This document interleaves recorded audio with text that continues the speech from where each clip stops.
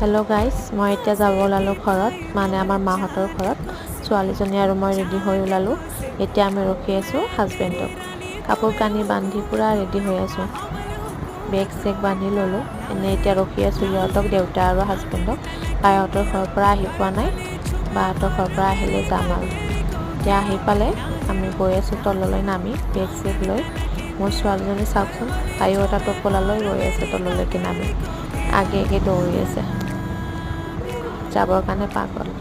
এতিয়া মোৰ মানুহটো আহিছে কাপোৰৰ টোপোলাটো লৈ, মানে এইবিলাক মই ঘৰত ধুবলৈ নিব ওলাইছোঁ। এতিয়া দেউতা তলত ৰখি আছে, আমি আহি আছোঁ তললৈ নামি। এতিয়া যাব ওলালোঁ আমি। আহি পালোঁ মেইন ৰাস্তা, দোকানখন আহি পালোঁ আমাৰ। দোকানখন আহি চিপছ ল'লোঁ, তামোল পাণ অকণমান ল'লোঁ ঘৰত খাবৰ কাৰণে। এতিয়া ঘৰ আহি পালোঁ, ভিডিঅ' বনোৱা নহ'ল। বাই।